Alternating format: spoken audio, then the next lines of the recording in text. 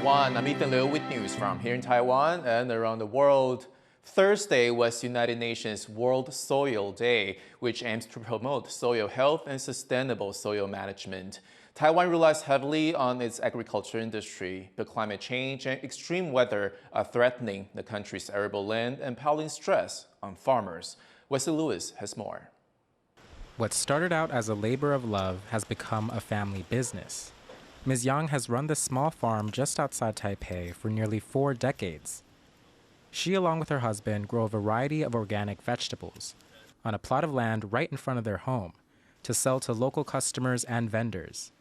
But this year has been tough. 3 powerful typhoons made landfall in Taiwan, more than any calendar year since 2008, which has put a strain on Ms. Yang's livelihood. 今年损失最惨重，种2批菜，差不多1-2个月接近采收，完全都没有收好，都坏掉。今年最惨。 But despite the losses and the extreme weather here, Ms. Yang is staying put.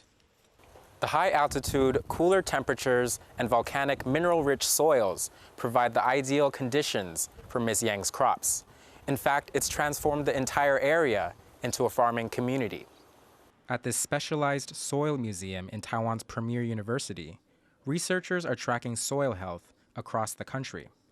And they're working to raise awareness about how global warming and unusual weather patterns are threatening the quality of Taiwan's soil.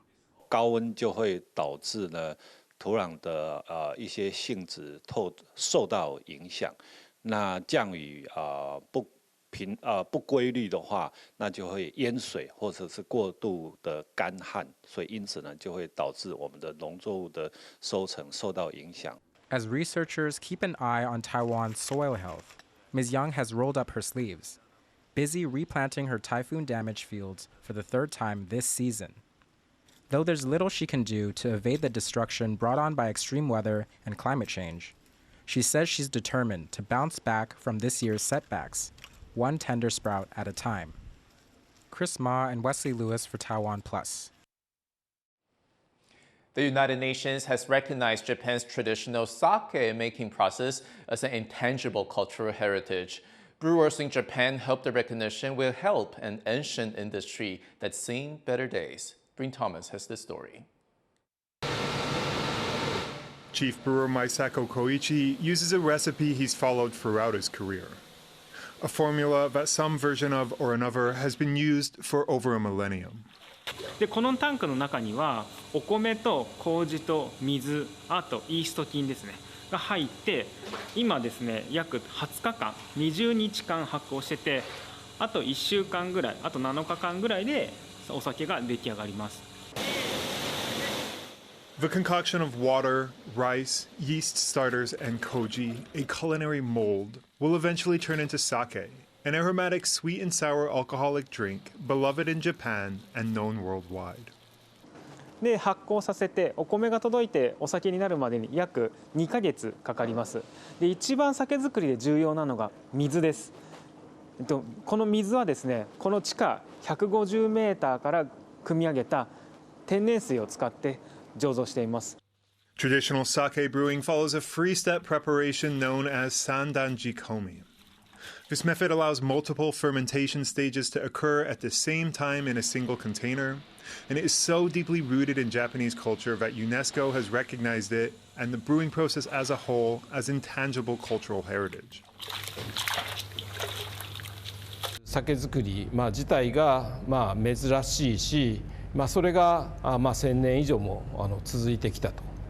でしかも日本の生活文化に密接に結びついているということで、やっぱり日本としても今後もやっぱり大事にしていかないといけない宝物の一つだし。 Many in the sake industry hope the recognition breathes new life into an industry that's been hit hard by economic turmoil, climate change, and competition from Western spirits. 国内マーケットはですね、飲酒人口の減少だとか、他のお酒がたくさん競合するお酒がたくさんあるとかですね、経済状況の関係から、国内マーケットはあまり良くない状況です。The climate, too, is working against the brewers. Not far from Ishikawa Brewery, unseasonably warm weather this year saw snow come later to nearby Mount Fuji than ever before. 例年に比べてかなり厳しい状況ですね。まだまだ暖かいですし、でもうそろそろ12月にもなるのにまだ暖かいという状況ですし、あと米の価格も高いというのが、で収穫量も少ないっていうので厳しい酒造りを強いられています。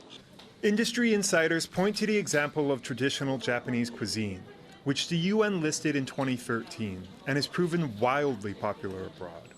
They hope similar recognition of sake results in a spike in exports. ユネスコに登録されて和食は世界中で広まりました。そのことが日本酒でも起こるんじゃないかなと期待しています。なので弊社的にも輸出が今増えてますし、それが加速されてもっと輸出が増えるんじゃないかなって期待しています。A UNESCO committee session in Paraguay recognized the brewing technique on Wednesday. It's a move that could provide a new future for a beverage tied to Japan's past. Fu Huoheng and Bryn Thomas for TaiwanPlus. A Tainan temple is protesting its listing as one of the city's historic buildings. The management argues that it would be better to rebuild from scratch due to heavy damage. As Zhang Mentres reports, it's a battle between cultural preservation and concerns for visitor safety. The Xiajiadong Qingzhong Temple has stood in its present form since 1967. Its rich woodwork carved by famed craftsman Xu Hanchen, a man who at nearly 100 years old is on the Culture Ministry's list of Taiwan's national living treasures. And it's this fine work that landed the temple on the southern city of Tainan's list of historic buildings. For many institutions, this would be an honor, but some worshippers find it a nuisance as the aging building falls apart.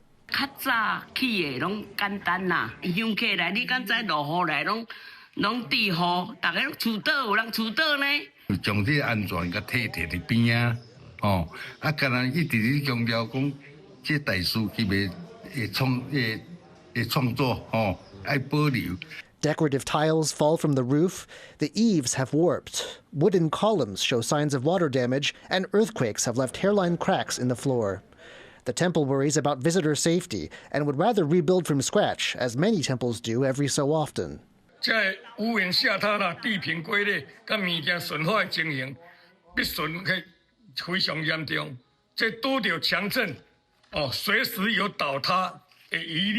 A report by a civil engineers union backs the idea of tearing down and rebuilding.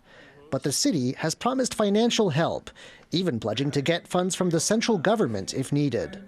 当代一个相当技艺不错的一个艺师们的一个作品的汇聚的地方，屋面坍陷的部分，那这部分我们文资处会辅导来庙方来做紧急的一个加固的一个处理。那对于整体的安全的一些问题，那我们资处这边也会辅导庙方来做一个结构的一个安全的一个出品的一个工作。那大家希望能够一起来共同来保有我们后壁这项的一个文化资产。 But that's not what the temple management wants to hear. It's seeking an administrative remedy and may even launch a protest campaign to get permission to demolish and rebuild, the path it believes is best for its community of worshippers. Luffy Li and John Van Trieste for TaiwanPlus.